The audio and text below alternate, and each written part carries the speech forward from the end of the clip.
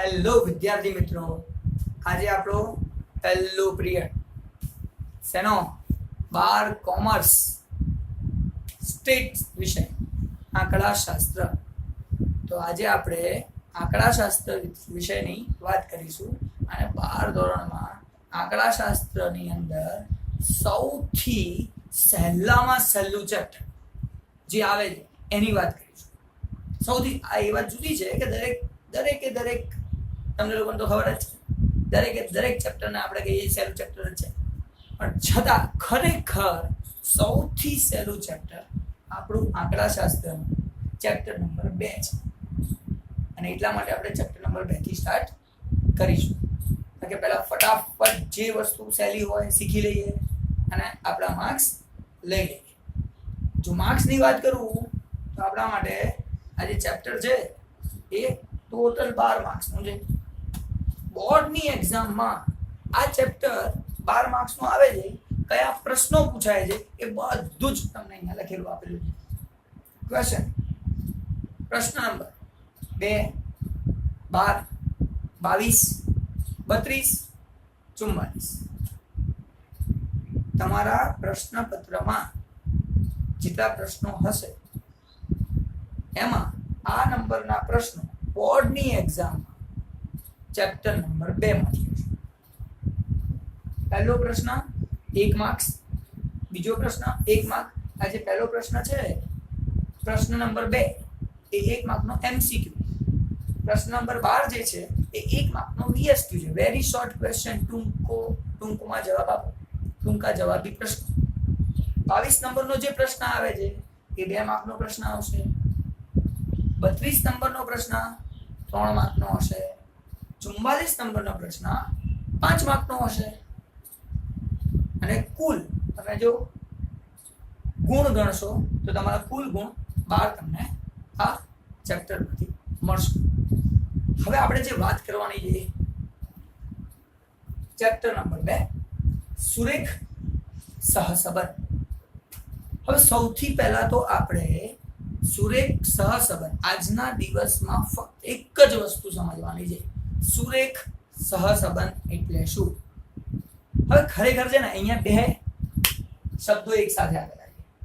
જે કાળા અક્ષરે લખ્યું છે સુરેખ અને જે લાલ અક્ષરે લખ્યું છે સહસંબંધ. આમાંથી આપણે અત્યારે જે વાત કરવાની છે એ પહેલા સહસંબંધની વાત કરવાની છે. સહસંબંધ એટલે શું? આપણું પહેલું કામ રહેશે સહસંબંધ એટલે શું, અને પછી આપણે સમજીશું સુરેખ સહસંબંધ એટલે શું. એટલે આપણું પહેલું કામ છે સહસંબંધ એટલે શું અને બીજું કામ છે સુરેખ સહસંબંધ એટલે શું. હવે પહેલા છે ને તમે જો ગુજરાતી વિષય ભણો છો તો ખબર પડી જાય. સહ સાથે સંબંધ, કોઈની સાથે સંબંધ હોવો એનો મતલબ કે સહસંબંધ છે. તમે કહો સાહેબ સહસંબંધ એટલે શું? તો સાથે કોઈની સાથે સંબંધ હોવો એટલે સહસંબંધ. હવે સાહેબ અહીંયા કોની વાત થાય છે? અહીંયા આપણે જે વાત કરવાની છે એ 2 ચલો વચ્ચેની વાત કરવાની, 2 ચલો વચ્ચેના સંબંધની વાત કરવાની છે કે 2 ચલ વચ્ચે કેવો સંબંધ છે. બરાબર છે? તો આજે આપણે જે વાત કરીશું સહસંબંધ, તો 2 ચલ વચ્ચેના સંબંધની વાતો આ થાય છે. તમે કહો સાહેબ ચલ આ શું છે? ચલ એટલે શું? તો તમને લોકોને યાદ કરાવડાવું. ચલ જે તમે 11માં ભણ્યા છો, ચલ 2 પ્રકારના હતા. 11માં પ્રકરણ 1માં માહિતી એકત્ર કરવી અને પછી બીજું ચેપ્ટર હતું માહિતીનું નિરૂપણ કરવું. તો જે નિરૂપણ કરતા હતા તો નિરૂપણની માહિતી 2 પ્રકારની માહિતી આવતી હતી. 2 પ્રકારની માહિતી નિરૂપણ કરતા આપણે શીખ્યા. તો એ 2 પ્રકારની કઈ માહિતી હતી? યાદ કરો ફટાફટ યાદ કરો. હા, ગુણાત્મક માહિતી અને સંખ્યાત્મક માહિતી. તો ચલ 2 જ છે, ગુણાત્મક ચલ, સંખ્યાત્મક ચલ. તો 2 ચલ, કોઈ પણ 2 ચલ વચ્ચે જો સંબંધ હોય તો સહસંબંધ છે તેમ કહેવાય. તો આપણું કામ એ છે આજે કે પહેલા તો આ ચેપ્ટરનું હેડિંગ સમજી લઈએ, પછી આગળ વાત કરીશું. તો સુરેખ સહસંબંધ. તો સહસંબંધ એટલે બે ચલો વચ્ચે સંબંધ. સાહેબ કેવી રીતે ખબર પડે સંબંધ છે કે નહીં? તો યાદ કરજો, ધ્યાનથી સમજજો. જો એક ચલમાં વધારો થાય અથવા તો ઘટાડો થાય, એક ચલમાં વધારો થાય અથવા તો ઘટાડો થાય, એના કારણે બીજા ચલમાં પણ વધારો અથવા ઘટાડો થાય, તો તે બે ચલ એકબીજા સાથે જોડાયેલા છે, સહસંબંધ છે એવું કહેવાય. જો એક ચલમાં ફેરફાર થાય એના કારણે બીજા ચલમાં ફેરફાર થાય તો એ બે વચ્ચે સહસંબંધ છે એવું કહેવાય. એક ઉદાહરણથી સમજીએ, બહુ જ ધ્યાનથી સમજો. એક ઉદાહરણ આપું. હું કોઈને લાફો મારું અને એ લાફો મારવાના કારણે બીજાને કોઈને અસર થાય. ચાલો મારા ભાઈબંધને માર્યો તો એ બે વચ્ચે સંબંધ છે. કેમ? ભાઈબંધ છે એટલે કોઈ બીજાને મારતા હોય, કોઈ આપણે ઓળખતા ના હોય તો આપણે કંઈક કર્યું હશે, અરે આપણે શું, તો આપણને અસર બહુ ઓછી થાય. તો ત્યાં સંબંધ નથી એટલે અસર થાય નહીં, પણ જ્યાં સંબંધ છે ત્યાં અસર થાય. આ ઉદાહરણ ફક્ત તમને સમજાવવા માટે આપી રહ્યો છું. આ ઉદાહરણ ખાલી સમજાવવા માટે કે અસર થાય, એકના કારણે બીજાને અસર થાય. એવી રીતે એક ચલના કારણે બીજા ચલને અસર થાય. ચલની વાત આપણે હમણાં કરી. ગુણાત્મક પણ હોઈ શકે છે, સંખ્યાત્મક પણ હોઈ શકે છે. તો આપણે એ જ વાત કરવાના છે આગળ. હવે હું ચલ ઉપર આવું. આ તમને સમજાવવા માટે કીધું કે એકના કારણે બીજાને અસર થાય. હવે આવીએ ઇકોનોમિક્સ ઉપર. ઇકોનોમિક્સ વિષયમાં અર્થશાસ્ત્રની અંદર તમે લોકો એક વસ્તુ ભણ્યા, માંગ, પુરવઠો. માંગ અને પુરવઠો આ બંનેને કિંમતને સાથે સીધો સંબંધ છે. માંગ અને પુરવઠાને કિંમતની સાથે સીધો સંબંધ, એને સીધી અસર થાય કિંમત સાથે. તમે કહેશો સાહેબ કેવી રીતે કિંમત સાથે અસર થાય? માંગ અને પુરવઠાની કિંમત તમે જાણી ગયેલા છો, અર્થશાસ્ત્રની અંદર આ વસ્તુ આવતી હતી કે જેમ જેમ કિંમત વધે છે તેમ તેમ માંગ ઘટે છે. તો કિંમતના કારણે માંગને અસર થઈ તો કિંમત વધી, માંગ ઘટી. બીજી વસ્તુ, ધારો કે હું ઉત્પાદન કરું છું, મારી પોતાનું કારખાનું છે અને હું ઉત્પાદન કરું છું, અને જો માંગ સામે કિંમત વધી હોય તો હું શું વિચારીશ? સારી કિંમત મળે છે, વધારે માલ આપો. કિંમત ના મળે તો ઓછો માલ આપીશ, પણ કિંમત વધારે મળે છે, માલ વધારે આપો. તો જેમ જેમ કિંમત વધશે, પુરવઠો બજારમાં હું વધારતો જઈશ. શું કારણ છે? વેરી ગુડ, એક જ કારણ. કિંમત વધી, પુરવઠો વધારે આપીશ તો નફો મને વધારે થશે. તો જેમ જેમ કિંમત વધી, પુરવઠો પણ વધે. પણ કોના કારણે? કિંમતના કારણે પુરવઠામાં ફેરફાર થયો, અને માટે એને કહેવાય એ બંને વચ્ચે સહસંબંધ છે. અને આ ચલને આપણે માપી શકીએ છીએ, માટે એને કહેવાય સંખ્યાત્મક ચલ. ચલ બે પ્રકારના 11માં ભણી ચૂક્યા છો, સંખ્યાત્મક અને ગુણાત્મક. અત્યારે જે વાત કરી રહ્યા છીએ સામાન્ય રીતે સંખ્યાત્મકની વાત કરી રહ્યા છીએ. પછી આગળ આવશે ગુણાત્મક ચલની પણ વાત આવશે. અત્યારે વાત કરીએ છીએ સંખ્યાત્મક ચલ. તો એક ચલ સંખ્યાત્મક છે, એમાં ફેરફાર થયો માટે બીજામાં ફેરફાર થયો, માટે એ બંને વચ્ચે સહસંબંધ છે એવું કહેવાય. તો આજે આપણે જે વાત કરીએ છીએ, પહેલા ચેપ્ટરના હેડિંગમાં સહસંબંધ, જે તમને 100% ક્લિયર થઈ ગયું છે, પૂછવું જ નહીં પડે ને બીજી વખત. જુઓ, ચલો ધ્યાન આપો. હવે વ્યાખ્યાથી સમજીએ. વ્યાખ્યામાં અમુક શબ્દો લખવા પડે, એ શબ્દો સમજીએ. તો પહેલું, સહસંબંધ. જો બે ચલોની કિંમતમાં પ્રત્યક્ષ કે પરોક્ષ, આમ પાછા બે શબ્દો આવ્યા, પ્રત્યક્ષ કે પરોક્ષ. પ્રત્યક્ષ એટલે સીધે સીધું, કિંમતના કારણે સીધી અસર કોને થઈ? માંગને. કિંમતના કારણે સીધી અસર કોને થઈ? પુરવઠાને. તે પ્રત્યક્ષ સંબંધ છે. પ્રત્યક્ષ કે પરોક્ષ. હવે સાહેબ પરોક્ષ એટલે મારા ગોડાઉનમાં મારા કારખાનામાં ઘણો બધો માલ પડ્યો, હું પુરવઠો વધારતો જઈશ, કેમ? માંગ વધતી જાય છે, કિંમત વધતી જાય છે.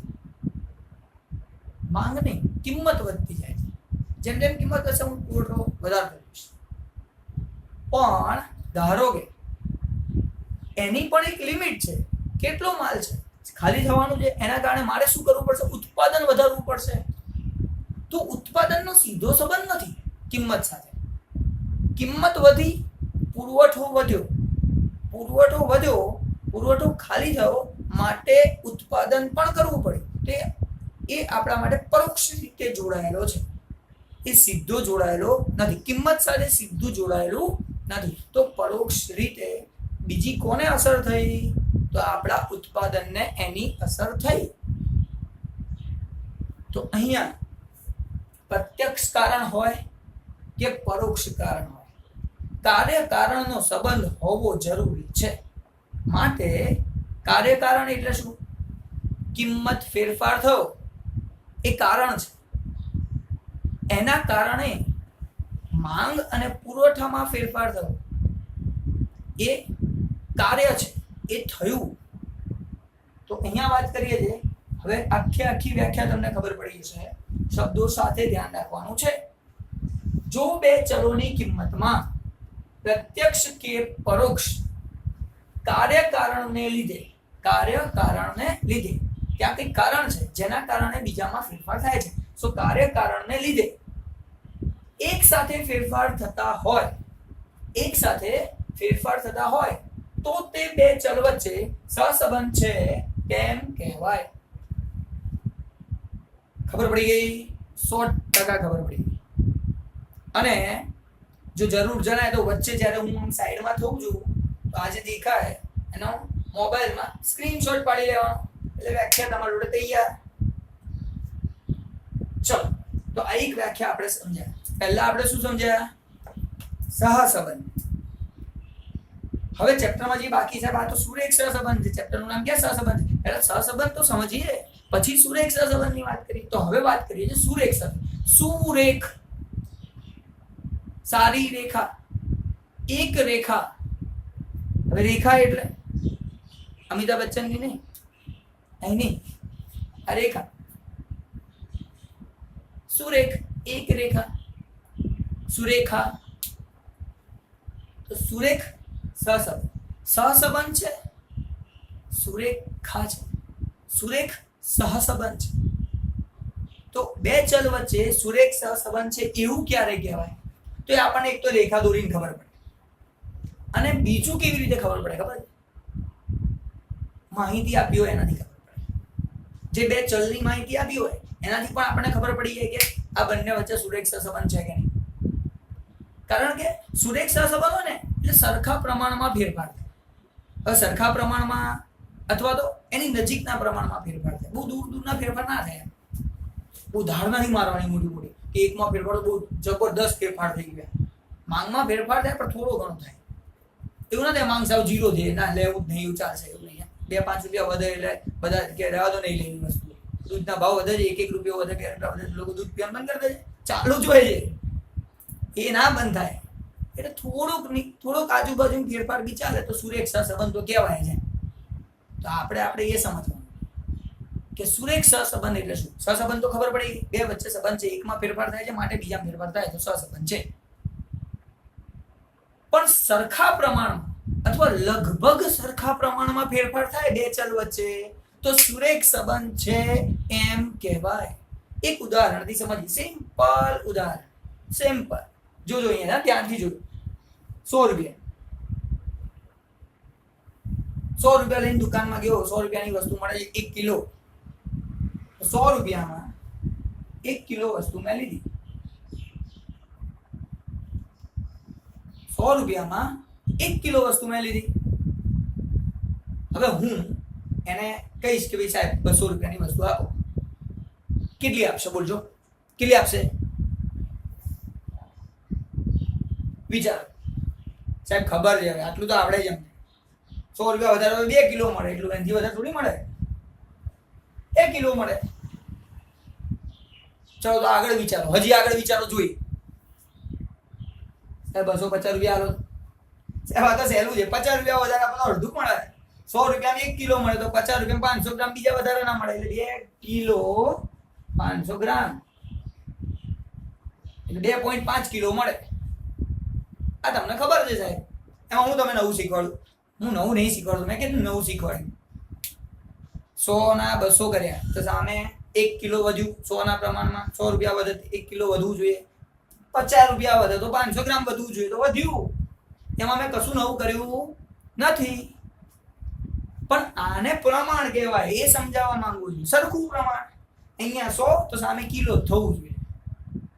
અહીંયા 50 વધ્યું તો સામે 500 ગ્રામ વધવું જોઈએ, કારણ કે 100 એ 1 કિલો એટલે 1000 ગ્રામ, તો 50 એ 500 ગ્રામ, એવું તો થયું. અને માટે આ જેમ વધે છે સામે આપણને વસ્તુ વધારે મળે છે. અને સરખા પ્રમાણમાં બંને વચ્ચેનું પ્રમાણ સરખું છે. એનો મતલબ આ બંને વચ્ચે સહસંબંધ છે એમ કહેવાય. આ બંને વચ્ચે સહસંબંધ છે એવું કહેવાય. અને ખાલી સહસંબંધ નહીં, સુરેખ સહસંબંધ છે. સુરેખ સહસંબંધ આ બંને વચ્ચે છે, કારણ કે સરખા પ્રમાણમાં ફેરફાર થાય છે. હવે સાહેબ લગભગ સરખું એટલે શું? નજીકના પ્રમાણમાં. આમાં તો આવું થાય ના થાય. શીખવાડું, સાંભળજો ધ્યાનથી, વાત સમજજો કેવી રીતે. ધારો કે એવું થાય 100 રૂપિયામાં 1 કિલો વસ્તુ મળે. 100 રૂપિયામાં 1 કિલો વસ્તુ મળે. હવે 200 રૂપિયા સામે વાળાને કહું છું, ભાઈ તું 100 રૂપિયામાં કિલો આપે છે કે નહીં? 200 નો માલ લઈશ, બોલ કેટલી વસ્તુ આપીશ? એટલે કે સાહેબ સારું, બસ તમે થોડુંક વધારે લઈ લે. તમે 2 કિલો 250 ગ્રામ આપે એટલે 2.25 કિલો મળે. કાયદેસર તો 2 કિલો જ મળે, પણ ઓલો 250 ગ્રામ થોડા વધારે આપે છે. 250 ગ્રામ શું કરશે? વધારે આપશે. કેમ ખબર છે? કારણ કે 100 ની જગ્યાએ હું કેટલા આપું? 200. ભાઈ 200 નું બોલ, થોડુંક વધારે નાખી દે. હેઠ આપણી તો આદત છે, આપણે ગુજરાતી છોડીએ નહીં કોઈને, આપણે તો કરવાનું જ. થોડા વધારે, ચાલ થોડું વધારે નાખી દે. હજી ધારો કે 250 નું લઈએ તો તેને લૂંટી જ કાઢીએ. ભાઈ 2.5 મળે ને, 3 કિલો નાખી દે. ચાલ 3 કિલો લઈ લઈએ. તો જુઓ, કિંમત તો વધે, સામે વસ્તુ બી વધે છે, પણ સરખા પ્રમાણમાં નથી વધતી. એટલે 100 ની સામે 1 કિલો વધવું જોઈએ, પણ અહીંયા વધ્યું કેટલું? 1.25 કિલો. અહીંયા પણ 50 રૂપિયા વધે તો સામે 500 ગ્રામ વધવું જોઈએ. હવે 500 ગ્રામની જગ્યાએ 750 ગ્રામ વધે છે. તો પ્રમાણ જુદું છે, પણ નજીકનું પ્રમાણ છે. જુદું તો છે, પણ થોડુંક નજીકનું પ્રમાણ છે. અને જ્યારે નજીકના પ્રમાણની વાત આવે તો પણ ત્યાં સુરેખ સહસંબંધ છે તેમ કહેવાય. તો આપણે આજે ચેપ્ટરનું નામ શીખ્યા છીએ, સુરેખ સહસંબંધ. કે સુરેખ સહસંબંધ કહેવાય કોને? તો પહેલા શીખ્યા સહસંબંધ. બે ચલ વચ્ચે જો ફેરફાર થતો હોય એક સરખો, એટલે એકના કારણે બીજામાં ફેરફાર થતો હોય, કાર્યકારણનો સંબંધ હોય તો સહસંબંધ છે. હવે આ સહસંબંધિત ચલો, હવે આ બંને સહસંબંધિત જે ચલો છે, આ બંને ચલોમાં ફેરફાર સરખા પ્રમાણમાં અથવા તો લગભગ સરખા પ્રમાણમાં થાય તો સુરેખ સહસંબંધ છે. સરખા પ્રમાણ એટલે આજે કાળું લખ્યું એ આ બંને, અને લગભગ સરખા પ્રમાણ એટલે કે આ અને આ. લગભગ સરખું, નજીકની કિંમત, તો પણ સુરેખ સહસંબંધ છે એમ કહેવાય. હવે આપણે વ્યાખ્યા જોઈએ. સુરેખ સહસંબંધની વ્યાખ્યામાં આપણને શું કહે છે એ આપણે જોઈએ. બે સહસંબંધિત ચલોની કિંમતમાં, તો સહસંબંધિત ચલ એટલે આ ચલ. બે સહસંબંધિત ચલોની કિંમતમાં થતો ફેરફાર લગભગ અચળ પ્રમાણમાં હોય અથવા તો લગભગ અચળ પ્રમાણમાં હોય, અચળ પ્રમાણમાં હોય અથવા તો લગભગ અચળ પ્રમાણમાં હોય તો બે ચલ વચ્ચે સુરેખ સહસંબંધ છે તેમ કહેવાય. આ થઈ ગઈ તમારી વ્યાખ્યા. વ્યાખ્યા કઈ? કોની વ્યાખ્યા સમજ્યા? સુરેખ સહસંબંધ. પહેલા શું સમજ્યા હતા? સહસંબંધ. હવે સુરેખ સહસંબંધ. હવે વાત આવે છે સાહેબ તમે કીધું આ લીટીથી ખબર પડે છે, લીટી દોરવાથી, રેખા દોરવાથી ખબર પડી જાય કે સહસંબંધ સુરેખ છે કે નહીં. એ પાછું કેવી રીતે ખબર પડે? હવે આપણે એ પણ સમજવાનું. આ તો થઈ ગયા માહિતીથી કે તમને બે ચલની માહિતી આપી છે, તમે માહિતી જોઈને કહી દો કે આની વચ્ચે સહસંબંધ છે. હવે માહિતીથી નહીં, હવે રેખાથી ખબર પડે. હવે વાત કરું છું હું રેખાની. હવે વાત કરીશું રેખાની. તો રેખા કેવી રીતે દોરવાની છે, શું કરવાની છે, તો ધ્યાનથી સમજજો. આ પણ તમે 11માં ભણી ગયા. તમે ગ્રાફ પેપર ઉપર આલેખ ઉપર દોરતા હતા, x અને y ની કિંમત બતાવતા હતા, દાખલા ગણતા હતા 11માં. એના એ જ સેમ ટુ સેમ વસ્તુ અહીંયા 12માં ઇકોનોમિક્સમાં આવશે, અર્થશાસ્ત્રની અંદર આ વસ્તુ આવશે. આલેખ એક્ઝામમાં પૂછાય જ છે, 12માં આલેખ પૂછાય છે, આંકડા શાસ્ત્રમાં નહીં તો અર્થશાસ્ત્રમાં 3 માર્ક ફિક્સ. તો તમે 11માં શીખીને આવ્યા છો. એ જ આલેખ ધારો કે x અને y ની કિંમતો, બે ચલની કિંમતો, x y તો આ ધારેલી કિંમત કે x અને y એ આનું કીધું છે. એક ચલને ધારો કે x કહી દે, બીજા ચલને y કહી દે. તો બે ચલની કિંમતોને ધારો કે આપણે ગ્રાફ ઉપર બતાવતા આ 1 2 3 અને 4 આ 4 ગ્રાફ હું બનાવું છું પરિસ્થિતિ સમજાવવા માટે. સુરેખાથી પણ ખબર પડે, અહીંયા લખ્યું છે મેં, સુરેખાથી પણ ખબર પડે કે સુરેખ સંબંધ છે કે નહીં. તો આ 4 ગ્રાફ હું બનાવું છું જેનાથી તમને ખબર પડે કે આ બંને વચ્ચે સુરેખ સહસંબંધ છે કે નહીં.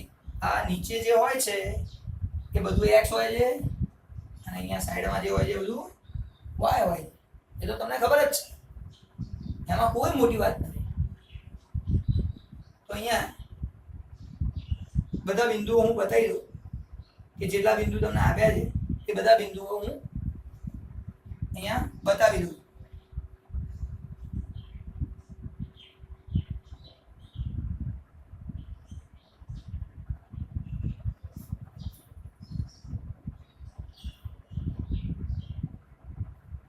બધા બિંદુઓ મેં બતાવ્યા, x ના x અને y ના બતાવી દીધા. એવું માની લઉં છું તમને લોકોને ગ્રાફ આવડે એટલે એ શીખવાડવાની જરૂર નથી, બનાવી દીધું ધારો કે સમજાવવા માટે. પછી આ બધા બિંદુઓમાંથી પસાર થતી એક રેખા દોરી કાઢી. બધા બિંદુઓમાંથી પસાર થતી એક રેખા દોરી કાઢી. આ મેં રેખા દોરી, બધા બિંદુઓમાંથી પસાર થાય છે, બધા બિંદુઓમાંથી પસાર થાય છે. અહીંયા બધા બિંદુઓમાંથી પસાર થાય એવી તો પરિસ્થિતિ નથી, પણ વધુમાં વધુ બિંદુઓ થાય એક જ રેખા પર આવે એવી રીતે દોરી કાઢી. અમુક રહી ગયા એવી રીતે અહીંયા પણ વધુમાં વધુ બિંદુ પસાર થાય, બિંદુમાંથી પસાર થાય એવી રેખા દોરી કાઢી. હવે આ રેખાથી ખબર પડી જાય કે આ બંને ચલો વચ્ચે સુરેખ સંબંધ છે કે નહીં. સાહેબ કેવી રીતે ખબર પડે? તો હમણાં જ વાત થઈ ને, સરખા પ્રમાણમાં હોય અથવા એની નજીકના પ્રમાણમાં હોય. સરખા પ્રમાણમાં હોય અથવા તો એની નજીકના પ્રમાણમાં હોય તો સુરેખ સંબંધ છે એવું કહેવાય, લગભગ સરખા જેવું.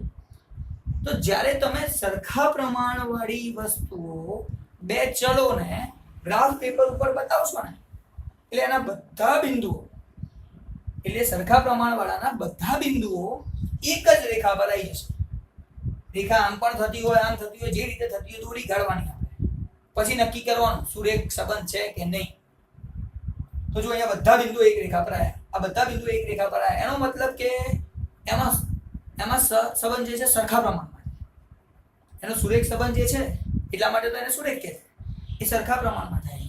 પણ જો અહીંયા બધા એક જ રેખામાં નહીં, અમુક બિંદુ આજુબાજુમાં અળવિતરા છે, બાજુમાં જતા રહે છે, તો એ જે આજુબાજુમાં જતા રહે છે એના કારણે અહીંયા બી જુઓ અમુક અળવિતરા હોય આજુબાજુ જતા રહે તો એ જતા રહે અંદર આજુબાજુ, અને એના કારણે આ પણ સુરેખ છે પણ થોડું લગભગ સરખા પ્રમાણવાળું સુરેખ છે. એટલે કાં તો આ માહિતીથી ખબર પડે કાં તો આ માહિતીથી ખબર પડે. અહીંથી આપણે એ તો ખબર પડી ગઈ સાહેબ, કન્ફર્મ ખબર પડી ગઈ, પરફેક્ટ ખબર પડી ગઈ સુરેખ સંબંધ છે કે નહીં જોઈને ખબર પડી ગયા. આ જોઈને જ નક્કી કરી દઈએ. આ જોઈને નક્કી કરવું સહેલું નથી પણ આ જોઈને નક્કી કરવું સહેલું છે. હવે એક દોરું છું, ધ્યાનથી સમજો. અહીંયા એના બિંદુ આવા, કોણ ક્યાં જાય ખબર જ નહીં. એકે રેખા ના બધા જોડે રેખા થોડી હોય એટલે ક્યાંય રેખા આવે નહીં. એકે રેખા દોરાય એવી નહીં. બે બિંદુ આવે, એક બિંદુ આવે, ક્યાંય કઈ બી જાય ને. એટલા માટે અહીંયા ક્યાંય એકે રેખા પસાર થતી, એક રેખામાંથી વધુમાં વધુ બિંદુઓ પસાર થતા નથી. તો અહીંયા સુરેખ સહસંબંધ નથી. બાકી કોઈ બી સંબંધ હોઈ શકે, એની વચ્ચે સંબંધ હોઈ શકે પણ સુરેખ સહસંબંધ નથી. એટલે અહીંયા જે લખવાનું હોય ને એ લખાય સુરેખ સહસંબંધનો અભાવ. સુરેખ સહસંબંધનો અભાવ. અહીંયા સુરેખ સહસંબંધનો અભાવ છે, સુરેખ સહસંબંધ છે નહીં. અહીંયા સુરેખ સહસંબંધનો અભાવ છે. તો અહીંથી મને એટલી તો ખબર પડે છે, અહીંથી મને એટલી તો ખબર પડે છે કે આ 1 2 3 અને 4 આ 4 સુરેખ સહસંબંધ દર્શાવે છે અને અહીંયા સુરેખ સહસંબંધ છે નહીં. અહીંયા સહસંબંધ દર્શાવે છે, અહીંયા સંપૂર્ણ સહસંબંધ બતાવે છે, અહીંયા અંશતઃ સહસંબંધ બતાવે છે. અહીંયા પણ એવું છે, બધા જ બિંદુઓ સંપૂર્ણ પરફેક્ટ સરખા પ્રમાણમાં, એકદમ પરફેક્ટ સરખા પ્રમાણમાં. તો આ બંને જે છે સરખા પ્રમાણમાં, તો આ જે છે સંપૂર્ણ સહસંબંધ. આ પણ શું છે? સંપૂર્ણ સહસંબંધ. આ શું છે? સંપૂર્ણ નથી, તો એને કહેવાય અંશતઃ સહસંબંધ છે. અંશતઃ સહસંબંધ. આ પણ કયો છે? અંશતઃ સહસંબંધ. અને આ તો સહસંબંધ જ નથી. સહસંબંધ નથી, સંબંધ નથી નહીં કહેવાનું, સહસંબંધ નથી. બીજો કોઈ બી સંબંધ હોય આપણે લેવા દેવા નહીં. આપણે તો છે સહસંબંધનો અભાવ. એટલે સંપૂર્ણ સહસંબંધ, સંપૂર્ણ સહસંબંધ, અંશતઃ. કેવી રીતે ખબર પડી? બધા બિંદુઓ એક જ રેખાની ઉપર હોય તો સંપૂર્ણ. બધા બિંદુ એક રેખામાં ના આવતા હોય, આજુબાજુ થોડા જાય તો અંશતઃ. તો આજના પિરિયડની અંદર, આજના લેક્ચરમાં આપણે એટલું જ શીખ્યા ચેપ્ટરનું હેડિંગ સુરેખ સહસંબંધ એટલે શું, સહસંબંધ શું, સુરેખ સહસંબંધ શું અને કેવી રીતે ખબર પડે. તો ખબર પડવાની બે રીત હતી. માહિતી જોઈને ખબર પડે, થોડું ઘણું ખબર પડે, અને આનાથી પરફેક્ટ ખબર પડી ગઈ. આમાં તમને એવું લાગે કે સારું સરખું લાગે છે પણ હોય નહીં, પણ આમાં તો ના થાય. આમાં ક્યારે એવું થાય? ખબર ના પડે, ગ્રાફ જ દોરતા ના આવડતો હોય, આલેખ જ ના આવડતો ના ખબર પડે, બાકી બધું ખબર પડી જાય. તો આજનો પિરિયડ આજે આપણે પૂરો કરી. બીજા પિરિયડમાં, નેક્સ્ટ પિરિયડ રાહ જોજો. આપણે જોઈએ છે આ બધા માર્ક્સ, 12 માર્કની રાહ જોવાની છે. આપણો ટાર્ગેટ એક જ, 12 માર્ક્સ. અને એના માટે આપણે મળીશું બીજા lecture. Thank you very much. By.